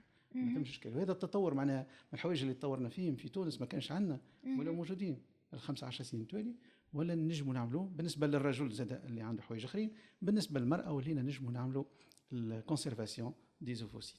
واضح. دونك اليوم نحب نقولوا للنساء برشا حاجات سمعتوا عليهم صحاح، لكن لازمكم تعرفوا تسمعوا على الحلول نتاعهم زاده من المصادر الموثوقه ومن المختصين باش تشوفوا الصوره كاملة، ما تشوفوش جزء من الصورة يخليكم تتراجعوا على التقسي وتتراجعوا أنكم تقفوا صحتكم في الوقت المناسب لها. باهي دكتور، قلنا احنا في بطاقة التعريف اللي باش نلقاوها في العينة اللي باش ناخذوها في تحليل الأنسجة باش ناخذوا فكرة على المستقبلات وإلا الأبواب اللي نجموا ندخلوا منهم للخلية هذه باش يقدموا لنا إمكانيات علاجية أخرى. لو كان تعطينا عليها لمحة بسرعة. هو بطاقة التعريف البيولوجية هي اللي مش تحدد باش نبداو وش نعملوا. فما انواع. اول شيء احنا البطاقه البيولوجيه مع المرحله اللي احنا فيها، البطاقه البيولوجيه ومع احنا ستات 1، المرحله الاولى الثانيه الثالثه. دونك احنا هذو هما اللي مش يحددوا شنية استراتيجيه العلاجيه اللي مش نعملوها، باش مش نبداو، باش مش نكملوا، وشنو اللي مش نعملوا. دونك فما سرطانات اللي هما نبداو لهم بالعلاج الكيميائي وبعد نعملوا الجراحة وبعد نعمل الأشعة. فما اللي أنواع بيولوجية اللي تتطلب تدخل جراحي الأول وبعد نعملوا العلاج الكيميائي ونعملوا العلاج الأشعة. وفما حوايج نعملوا لهم الهرمونات. فما بعد ساعات سرطانات ما يطلبوا كان التدخل الجراحي وهرمونات فقط. دونك هو البطاقة التعريف البيولوجية اللي مش تحدد لنا باش نبداو، ما هي أنجع طريقة نبداو بها العلاج وما هما أنجع طرق باش نستعملوهم للعلاج. لك علاش هام بطاقة التعريف البيولوجية هي اللي مش تعطينا بالضبط شنو العلاج. ولاحظنا فما انواع عده كما قلنا سرطان الثدي، وانت والنوع وانت والمرحله. احنا مثلا نعطيك حاجه في المراحل الاولى وقت تعريف البيولوجيه تكون ممتازه، عندنا 95% شفاء تام من سرطان الثدي. وصلنا في ستاد 1 وقت البيولوجيا تكون باهيه، راه نوصلوا حتى 90-95% شفاء نهائي. خاطر فما سؤال يقول لك انا نشفى ولا يقف برا، يستقر. لا، تشفى نهائي من سرطان الثدي. وبيان سور فما انواع اخرى اللي تعطينا كان 80% شفاء، فما انواع اخرى تعطينا 60-70%. وفما بيان سور وقت نكونوا في المراحل الاخيره ستاد 4 ويكون فريمون المراه ما جاتش بالكل، ما عداتش، قعدت سنين وهي عندها التورم، وهذا موجود لاحظناه، ينساو رواحهم. نعطيك يمكن جونتيسيب على سؤالات اخرين. مثلا عندنا مراه في المرحله الاولى جاتنا، عملنا لها التشخيص، عملنا لها كل شيء وعطيناها باش مش نبداو العلاج، هربت ما جاتش، خافت كما قلت انت، لا انا علاجات اتسترا. جاتنا بعد 8 اشهر، وين مشات اللي شارلاتون المشعوذين، عملت جاتنا مكويه كي بلايص الكي في الثدي، عندنا تشليط بخلاف اللي استعملت حوايج اخرين. اما جاتنا في حاله يرثى لها، المرض خرج لها من الثدي وتزرع لها في غدد اللمفاويه في العظم في كل شيء. هذوما 8 اشهر غابت، يعني هذوما حالات هوريزمون قلال، هذوما نشوفوهم قبل يا بليس كو 20 ans، تو الحمد لله هذوما قلوا بكيفيه رهيبه، مابقاش نشوفوهم الحمد لله. وهذوما حالات كما قلت قليله، يمثلوا بين 5 و 10% ميم با. وهذوما مالوريزمون العلاج باش يكون تلطيفي، مش ما نعملوا حتى شيء، نعملوا لهم علاجات لكن علاجات تلطيفيه. صعيب كان نجموا نوصلوا كما قلنا مستويات شفاء الى 50-60% صعيب، لكن علاجات تلطيفيه على الاقل نوقفوا لها المرض لفتره، وتحسين جوده حياه المراه في الفتره هيك، خاطر ما تنجمش تقعد هكا. واضح يدخلوا طبيا. واضح. دونك علاج هرموني، علاج موجه، علاج مناعي زاد بدا يدخل، والعلاج التلطيفي ان شاء الله في الحالات اللي احنا نتمناو ما نوصل لهمش، وكلها ان شاء الله تقدم لنا امال علاجيه اللي هي كبيرة برشا. وديما نقولوا قد ما نبكروا قد ما الاحتمال متاعنا للشفاء يكون أعلى. دكتور، عجبني برشا التعقيب متاعك على العلاجات هذه، العلاجات بين ظفرين، نحط الكلمة هذه لأنه في مجال السرطان نشوفوا ثم اللي يقولك قلب المستبلي ضعيف، وساعات نلقاو المرضى في عوض يتوجهوا للمكان المناسب وياخذوا الأدوية المناسبة يتوجهوا لبعض المشعوذين. وعامل الوقت في السرطان أنا نقول ساعات بيتجم تتوجه على حاجة تكون بسيطة بين ظفرين، زي نقعد ونقول خاطر مكش انت المؤهل باش تقدر بساطة الحاجة هذه، لكن في السرطان النهار بحسابه، يعني انت تمشي لفلان وفلتان وانت تخسر في الوقت والمرض قاعد يتقدم. الحمد لله اللي هذوما المشعوذين نقصوا شوية، يعني نقصوا يمكن برشا في بلادنا، لكن ظهرت شعوذة من نوع آخر اللي هي الشعوذة الرقمية. الشعوذة الرقمية دكتور، اللي علاش أنا من الساعة برشا توضيحات نحاول نجبدهم على خاطر نريتهم في جروبات، راني على خاطر اليوم ولينا مرأة حتى إذا مست ثديها تجي في جروب فيه نساء عسلامة البنات أنا حسيت بحاجة، تجي واحدة أخرى تقول لها لا، قال لك نبداو صغار الكلهم دي كيست، وأنا نعدي وعندي كيست وقال لي لاباس، والمرأة تتخيل روحها لاباس ويمشي الوقت كيما مشى الوقت مع المرأة اللي حكيت عليها. دونك حتى هذه عن طريق البودكاست متاع اليوم نحب نقولوا أنه مهم تحرص على روحك، لكن تتوجه لأهل الاختصاص. وردوا بالكم الشعوذة هذه الجديدة اللي هي الشعوذة الرقمية اللي حتى هي قاعدة تسبب في مصائب للصحة. دكتور، ثم جانب آخر في العلاج نحب نسألك عليه. العامل النفسي في رحلة العلاج عامل مهم جدا، واليوم ثم ما يسمى لي سوان دو سوبور. شنو هي أهمية الجانب النفسي في الرحلة العلاجية اللي باش تخوضها المرأة؟ لأنه خلينا نكونوا صريحين، باللي نقولوا لها عنا وسائل وعنا ما هيش حاجة سهلة على المرأة، وبريود اللي المرأة تنجم تتعب فيها. كيفاش نجموا ندعموا الجانب النفسي باش تخوضها المرأة بأحسن السيناريوهات؟ الجانب النفسي والانفيرونمون احنا نسميه هام ياسر في الرحله العلاجيه نتاع المراه لسرطان الثدي. ماذا لاحظناها؟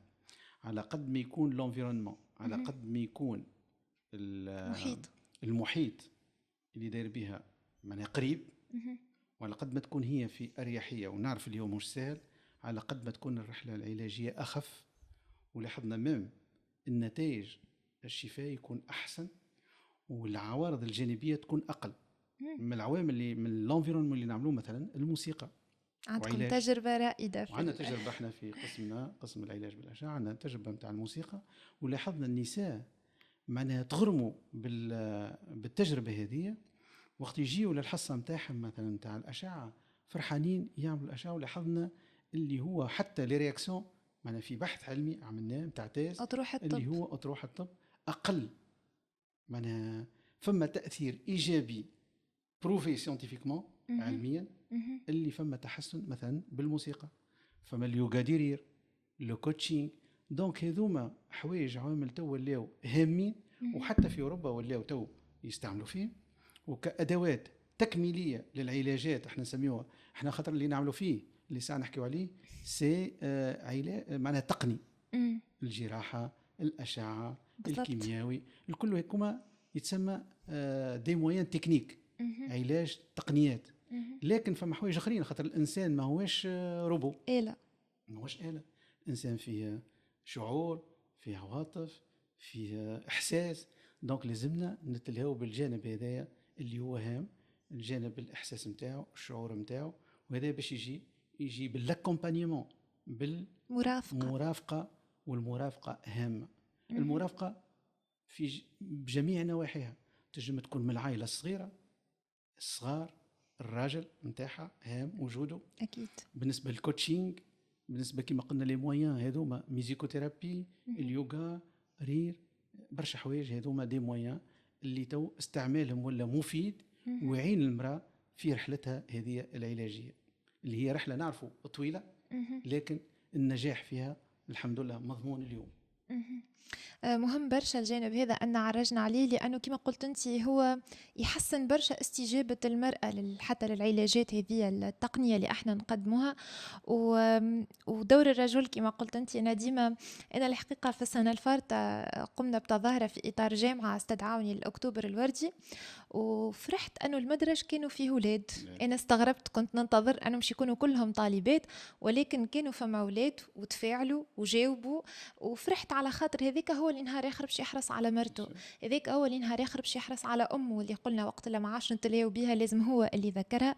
دونك دور الرجل في التقصي مهم جدا، دور الرجل في المرافقة زادة مهم جدا، خاصة وأن قلنا هو سرطان يجم يضرب المرأة في أنوثتها. وبرشا نساء أول حاجة زادة من المخاوف متاعهم هي علاقتها بالشريك، معناها حاجة تجم تتمس. دونك على قدر ما يساندها وعلى قدر ما يدعمها وتحسوا معاه في الرحلة هذه، باش تكون أكثر إقبال على الحلول اللي احنا نوفره له، والاستجابة تكون خير والشفاء يكون أفضل بإذن الله. حبيت نرجع لك على حاجة درة هامة. دونك بعد الرحلة العلاجية وقمنا بالعلاج وكملنا العلاج والحمد لله، المرأة عندها أمل كبير في الشفاء كما قلت، تقريبا في حدود 85% تبرى نهائي من السرطان الثدي. الهام أنه لسويفي، هام أنه المرأة تتبع. دونك لازم مش قلنا سي كملنا العلاج مبقاش تجي، دونك فما نسميهم عيادات دورية. دونك 3 شهور بعد كل 6 شهور بعد كل سنة نقوموا بهم ونعملوا بهم فحوصات باش نتأكدوا اللي هي ديما قاعدة لاباس عليها. هذه حاجة هامة. الحاجة الثانية، المرأة لازم تنتبه من النظام الحياتي متاعها ومن جودة الحياة متاعها. شنو هو؟ شو لازم يكون؟ ماكلتها أهم، نظام غذائي، وهذا ما يهمش هي برك، يهم العائلة ككل، كلهم صغيرة كلهم هم. هيكم لي فاست فود نقصوا منهم، لي ماتير غراس، الحلويات برشا، دونك الكل نقصوا منه. دونك المهم ننتبهوا من زيادة الوزن ومن السمنة اللي هما كما قلنا عدو الأول بالنسبة للمرأة. هذه الحاجة الأولى. دونك تتحرك، النشاط الرياضي هام. التدخين، أنا لاحظت حاجة اللي لي جان ولاو يدخنوا برشا برشا برشا برشا، ويبداو أنا تري بريكوس من عمر صغير بالكل، من الكوليج ولاو، قبل كانوا ولاد برك ولاو ولاد وبنات. والتدخين نعرفوا اللي هو من العوامل وسيله المسببه، ما قلناش بتاتر عليه. دونك نحب نأكد اللي التدخين ردوا بالنا منه، اقلاع التدخين هام بالنسبه للمراه. لي بيلول نحاولوا ما تاخوش بصفه عشوائيه، لي بيلول معناها ترد بالها سورتو قبل الانجاب الاول كما قلنا. وبالنسبه للنساء اللي انقطعت العاده الشهريه ردوا بالنا زاد كيف من لي بيلول. الرضاعه encore une fois، الرضاعه اهم ليلك لولدك، مي اوسي ليلك انت وللثدي نتاعك. واضح. وهذا تقريبا رجعت بنا هذه الوقاية من الانتكاسات والوقاية من سرطان الثدي. رجعنا للعوامل اللي بدينا بهم، خاصة العوامل اللي نجموا نغيروهم. وانا تفاجأت الحقيقة حتى في البحوث ما كانت النشاط الرياضي قداش عنده مفعول كبير ياسر، اثبتته دراسات معناها نسب كبيرة ينجم يساهم فيها للتقليل من الخطر هذايا. واكيد زاده كي نحكيو على الوقاية يبقى التقصي والكشف المبكر جوانب من جوانب الوقاية مهم ياسر ان نخدموا عليهم. بي دكتور، أنا تو نحب نتعدى نحكي معاك على تجربة مزيانة برشا اللي كان عندك فيها دور كبير، اللي هي جمعية دار الأمل. ونحب نبدي إعجابي بكلمة دار الأمل لزوز أسباب. السبب الأول كلمة دار معناها تعطي بعد كونفيفيال للنساء اللي باش يمشيوا للمكان هيك، لانهم احيانا كما قلت انت ما لازمناش نكتفيوا بالجانب الطبي التقني للمساله، عند علاجاتك هو قلنا اهميه النفسي. الجانب النفسي. وكلمه الامل اللي الحقيقه بالنسبه لي انا ما كانتش رمي ورود في الموضوع هذايا بالكل، وفي كل جزء من حلقتنا اكتشفنا امل جديد سواء في التقصي في العلاج في فهم السرطان هذايا. دونك لو كان تحكي لنا على التجربه الرائده هذه تجربه دار الامل. هي الاسم دار الأمل ما جاش مع التقصي، هو جاء قبل التقصي. خاطر جمعية دار الأمل أول حاجة عملتها هي حاولت الإحاطة بمرضى السرطان اللي يعالجوا في المستشفى واللي معوزين ما عندهمش إمكانيات. إمكانية المستشفى مش ممكن باش تقبلهم الكل باش يرقدوا في المستشفى. وقينا برشا مرضى يرقدوا في الجردة ولا يقصوا على التريتمون تاعهم لخاطر ما عندهم وين يقعدوا، يجينا من الجنوب ما عندهمش إمكانيات باش يكريو. شو يعملوا؟ يقص على التريتمون تاعه، يقص على العلاج، والا يبات في الجردة، وهذا مش سهل. دونك هيك علاش الجمعيه تكونت قالت مش نعطي الامل للمرضى هذوما، نبني لهم ان سونتر ديبرجمون، مأوى، سونتر مأوى للمرضى هذوما. وهيك صار من 2001 ولا عندنا مأوى لمرضى السرطان اللي يجوا من الجنوب ويزاولوا علاجهم في مستشفى صفاقس. تقريبا عندنا 20 سرير فيه، وعملنا لهم كونتين باش يطيبوا مع بعضهم، نوفروا لهم كل شيء، لكن مع بعضهم باش يحكيوا ويتفرجوا على التلفزة ويمشيوا العلاج ويرجعوا يباتوا في الجمعية. دونك هيك علاش حاولنا نعطيه الأمل، والاسم تأتى من الشيء هذايا، هو أمل، زرع الأمل. نقول لهم راهو ما تخافوش، مش خاطر انتم معوزين ما عندكمش إمكانيات مش ممكن باش تعالجوا. أعطيناهم الأمل باش يزاولوا علاجهم وباش يتعداوا يتخطاوا مرحلة السرطان ككل بصفة عامة. بعد جات تجربة الفريدة في تونس، هي تجربة التقصي عن سرطان الثدي بالماموغرافيا. ومن 2004 وقع بعث وحدة تقصي سرطان الثدي في جمعية دار الأمل دوك بالماموغرافيا. ومن وقتها كما قلنا ما نرجعش اللي قلت عليه، بدينا بشوية بشوية مع الإعلام مع الإذاعات مع لي ميديا، وقتها مازال ما ثمش لي ريزو سوسيو. صحيح. بدينا بشوية بشوية، وكانت البارتيسيباسيون ضعيفة. العام الأول جاونا تقريبا 700، العام الثاني 1500. بديو بشوية بشوية. دبو شاوري زاد ما نساوش نسى اللي يجيو وقت يعطيهم الصحة جاو على الأول. مثلا نعرف وحدة توليت بريسك تعمل هي الميدياتيزاسيون، جات عندها 15 سنة تبع عنا، جات على الأول قالت لي راني خايفة ما نحبش نعمل ماموغرافي. عملت نلقى ولا ستاد زيرو كالسيفيكاسيون ستاد زيرو. تو عندها 15 سنة من اللي عالجت بصيفي بسيطة، وبرات لبس عليها 15 سنة من اللي نتبعوا فيها. وهي ولات تعمل حملة تحسيسية كل عام في أكتوبر، تجي وتفهم النساء اللي راهو العلاج ممكن بسيط ولاباس، لازمك تجي تعمل تقصي. هذا مثال حي من أهمية التقصي هذا. الحمد لله بالعدم الخوف اللي قلنا عليه، التحسيس اللي نعمله أكتوبر الوردي اللي ولا متواجد في الولايات الكل، والحمد لله تو الولايات الكل تعمل أكتوبر الوردي الجمهورية كاملة، ويعملوا لي ماراثون ويعملوا هذا الكل. وهذا كله يصب في حاجة برك، هو تحسيس المرأة باش تجي تقوم بالتقصي متاعها بالماموغراف. دونك كما قلت لك تقريبا التجربة متاعنا فيها 70,000 امرأة من اللي جاونا من اللي بدينا، 70,000 فهم عملوا التيست للماموغرافي، وال70,000 هذوما فقنا فيهم ب 320 حالة سرطانية في ستاد 0 ولا ستاد 1. المراحل الأولى وقع علاجهم بحاجة بسيطة ونجحوا، وغيريزون توتال، شفاء تام. هيك علاش وانت تقول لي 70,000 منهم 23. هيك علاش حبيت نقول ما تخافوش، راهو في غالب الحالات ما ثم حد شيء، ما نلقاو حد شيء. دونك حالات بسيطة بالكل، كما قلنا على كل 1000 تقريبا 5 برك نلقاو فيهم حالة سرطانية في المرحلة الأولى. وإن وجدت نسيطروا عليها. وإن وجدت كما قلت لك لباس عليها. المرأة قلت لك عندها 15 سنة ولباس عليها وما زالت لباس عليها، وربي يطول في عمرها ولباس عليها. الحاجة الثانية اللي زدناها من مدة 2 هو الذكاء الاصطناعي. سي فري التقصي احنا اللي نعملوه يقراوه لي تيست، يقراوهم 2 راديولوج، كل واحد على حدة، كل واحد على شيرته باش ما يتأثروش بعضهم. اللي زدناه من مدة 2 هو الذكاء الاصطناعي.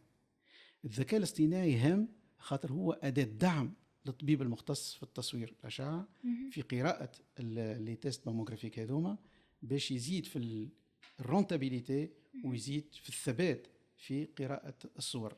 ما يجمش يعوض الراديولوج، مستحيل، لكن هو دعم للراديولوج وزاد حسننا في النتائج متاع تقصي عن سرطان الثدي. حاجة ممتازة برشا. ربي إن شاء الله يزيدكم توفيق في الإنجازات اللي تعملوا فيها، وهي بالحق فخر كبير لينا في الجهة، وإن شاء الله تتوسع أكثر وتتعمم في جهات أخرى، لأنه تبقى عندنا محدودية المنطقة اللي هي تقدم لها دار الأمل، وإن شاء الله تستنسخ التجربة ويتعمل كيفها في ولايات أخرى، لأنه التوعية مهمة لكن توفير الخدمات زادة مهم جدا باش أقوالنا تتحول لإمكانيات تفعيل على أرض الواقع. بدكتور، من الجانب التقني هذا اللي حكينا فيه باش ناخذك تو في سؤال إنساني بلوتو، ونحب نسألك شني أكثر حاجات تعلمتها من نساء هذوما اللي خضنا تجربة سرطان الثدي؟ برشا حوايج. نورمالمون بعدين كارير تاع 35 سنة لازم يكون تعلمت برشا حوايج. أهمها الحاجة الأولى هو الهيوميليتي. لازمك تكون مع المرضى هذوما تكون عندك ان هيوميليتي وعندك برشا صبر وباسيونس باش تجم توصل لهم المعلومة الصحيحة، وباش هما يجموا يكملوا الرحلة العلاجية متاعها. هذه الأولى، هيوميليتي دو ميدسان. طبيب هام دوره مش كتقني، بالضبط، كإنساني، دور هيومان. سي تري امبورطون. لازم يكون عنده دور هيومان، يعرف يوصل المعلومة، يعرف يشرحها بأسلوب سهل، أسلوب ما يخوفش، أسلوب اللي هي حطها المونتال متاعها قوي. ونرجعوا المونتال عنده أهمية كبيرة ياسر. الحاجة الثانية اللي شفتها ولاحظتها في الباركور هذا نتاعي، لاحظت ان المرأة التونسية قوية برشا، جدعة وأقوى من الرجل. لاحظت المرأة التونسية عندها صبر كبير وعندها قوة كبيرة وشجاعة كبيرة، في خاطر رحلة العلاج متاع سرطان الثدي رحلة طويلة مش قصيرة، تاع دي موا voire même une année، عام. دونك لاحظت فما برشا صبر، برشا شجاعة، وهذه معناها ميزة متاع المرأة التونسية. هذه الحاجة الثانية. الحاجة الثالثة، لاحظت اللي العائلة التونسية متماسكة، خاطر شفنا في أوروبا يجونا وحدهم، هوني ما شفتش مريض يجي وحده في الغالب، قليل ياسر. دونك وجود العائلة هام، والعائلة التونسية متماسكة وما زالت متماسكة. الصغار يجيو، الأم تجي، الأخت تجي، البو يجي. وبالنسبة لسرطان الثدي لاحظنا الراجل يجي مع مرته، هذه حاجة هامة.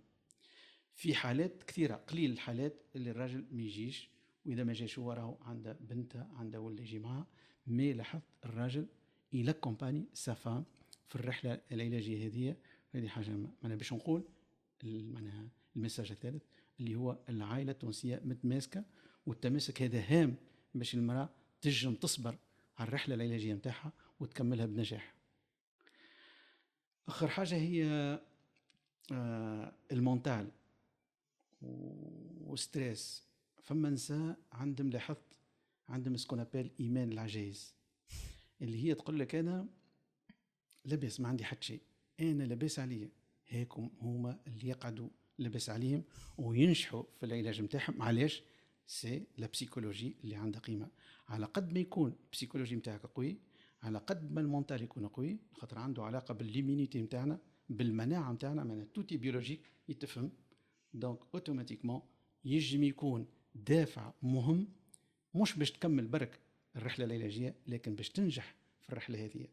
هذم تقريبا أهم حوايج. فما حوايج اخرين بيان سور أكيد، لكن هذم يظهر لي أهم حوايج بالنسبة للمرتبطين بسرطان الثدي اللي أنا شفتهم في الكارير متاعي، في الرحلة الطبية متاعي. محلاها الخاتمة متاع الحلقة هذه الحقيقة، خذيتنا معاك، حسيت هكا أنت تحكي فيهم وسنين بين عينيك هكا تعداو برشا أوقات. احنا بقدر ما نعيشوا أوقات صعيبة مع مرضتنا بقدر ما نعيشوا أوقات حلوة زادة الحقيقة، واحنا نقدموا لمرضتنا أما والله هما قداش يقدمونا وقداش يعودوا يرتبونا من داخل وعلمونا برشا حوايج. بالضبط. واحنا نشكرك على المسيرة هذه دكتور داود واللي قدمته للنساء هذوما. وبالحق العامل النفسي مهم جدا، ويمكن احنا ما قلناهاش لكن حتى من اسباب سرطان الثدي هو ستريس، الضغط عنده دخل كبير. وديما ما لازمنيش نغزروا للسرطان هكا بطريقه كما قلت انت آلية. هو ثم الخليه السرطانيه لكن ثم الارضيه اللي عند المراه. ديما نشوفوا المناعه اللي هي ضد فيروسات ولا بكتيريا لكن هي ايضا مناعه ضد السرطانات. والجانب النفسي عنده مفعول سحري على المناعه، وكيف الضغط النفسي عنده مفعول قوي ياسر على المناعه. نشكرك برشا دكتور داود على الرحلة هذه اللي خذيتنا فيها من الوقاية للعلاج للأمل اللي حكيت لنا عليه. شنو كلمة الختام اللي تحب توجهها للمستمعات اللي يتابعوا الحلقة هذه؟ كلمة أمل. نحب نقول كلمة برك، كلمة الأمل.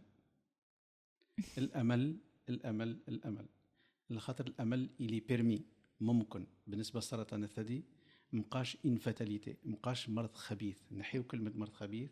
راهو اكتويلمون عندنا امكانيات من التشخيص للعلاج للانفيرونمون الحمد لله في بلادنا موجود، والامل جائز واكثر من جائز.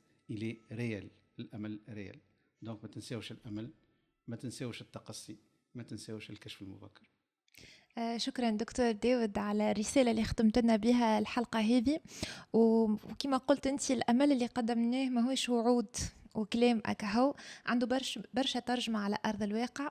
بهذا نكون وصلنا لنهاية حلقتنا. نشكرك برشا دكتور داود على الخوض في الموضوع هذا اللي هو حساس من اللي أنا قلت من بداية الحلقة، لكن إن شاء الله بعد ما تنورنا بالتثقيف هذا اللي قدمته لنا اللي نتمناه أنا للمستمعات زادة أنه كل امرأة كما قلت أنت تحمل سرطان الثدي بطريقة شخصية زادة حتى هي، وتحمل القضية هذه، لأنه ساعات راهي كلمة منك ما تعرفش في أما أرض تزهر، ما تعرفش أما عائلة تنقذ.